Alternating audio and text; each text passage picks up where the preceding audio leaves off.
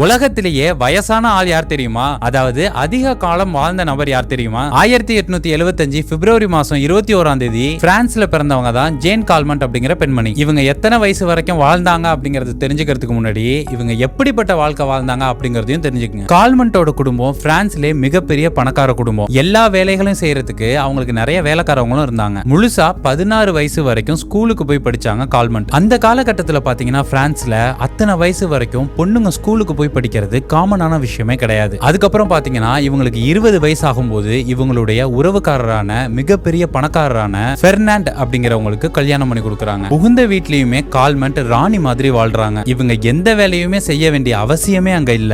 சமைக்கிற வேலை, துணி துவைக்கிற வேலை, வீடு சுத்தம் பண்ற வேலை இப்படின்னு எல்லா வேலைக்கும் வேலைக்காரர்கள் இருந்தாங்க அங்கேயும். இவங்க எது கேட்டாலும் கிடைக்கும் அப்படிங்கிற நிலையில ரொம்ப ஸ்ட்ரெஸ்ஸே இல்லாத வாழ்க்கை தான் இவங்களுக்கு இருந்தது. கிட்டத்தட்ட 100 வயசு வரைக்குமே மியூசிக், சைக்கிளிங், ஸ்விம்மிங், டென்னிஸ், வேட்டையாடுறது அப்படின்னு இவங்களுக்கு பிடிச்ச எல்லா விஷயங்களுமே செஞ்சாங்க. இவங்க வாழ்க்கை முழுக்க இவங்க வேலைக்கு போறதுக்கான சூழ்நிலையே வரல. இவங்களுக்கு 22 வயசு ஆகும்போது இவங்களுக்கு ஒரு பெண் குழந்தை பிறக்குது. அந்த குழந்தைக்கு இவான் மேரி நிக்கோல் அப்படின்னு பேர் வைக்கிறாங்க. இந்த பொண்ணு வளர்ந்து ஆளாகி அவங்களுக்கும் கல்யாணம் பண்ணி வைக்கிறாங்க. அவங்களுக்கு ஒரு ஆண் குழந்தை பிறக்குது, அதாவது கால்மண்டோட பேரன். துரதிர்ஷ்டவசமா கால்மண்ட் தன்னுடைய பொண்ணையும் பேரனையும் சிறு வயசுலயே பறி கொடுக்கறாங்க. இவங்களுடைய பொண்ணு மேரி 36 வயசுலயும் இவங்களுடைய பேரை 37வது வயசுலயும் இறந்து போறாங்க. இதோட அவங்க பேரன் இறந்த அதே வருஷத்திலேயே இவங்களுடைய மருமகனும் இறந்து போறாரு. இதுக்கப்புறமா 1965ல இவங்களுடைய புருஷனும் இறந்ததுக்கு அப்புறமா இவங்களுடைய சொத்தை அனுபவிக்க கூட வாரிசு இல்லாம தனி ஆளா ஆகிடுறாங்க.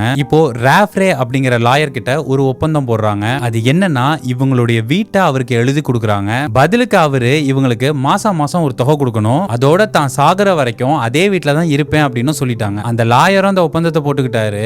இவங்க எவ்வளவு காலம் வாழ போறாங்க அப்படிங்கறதே தெரியாம ஒப்பந்தம் போட்டு அவரே செத்து போயிட்டாரு. அதுக்கப்புறமும் கால்மண்ட் உயிரோட தான் இருக்காங்க. அப்பவே கிட்டத்தட்ட அவங்க கொடுத்த வீட்டோட மதிப்பை விட 2 மடங்கு காசு அவங்களுக்கு வந்துருச்சு. இதுக்கப்புறமா அங்க இருந்து அந்த குடும்பத்தை விட்டுட்டு அவங்க ஒரு நர்சிங் ஹோம்க்கு போயிடுறாங்க. அவங்களுடைய மீதி வாழ்க்கைய அங்கேயே கழிக்கிறாங்க. இவங்களோட வயசை கரெக்டா சொல்லணும்னா 122 வருடங்கள் 164 நாட்கள். 1997வது வருஷம் ஆகஸ்ட் மாசம் 4ஆம் தேதி அவங்க இறந்து போறாங்க. உலகத்திலேயே அதிக வயசு வரைக்கும் வாழ்ந்த நபர் இவங்க தான்.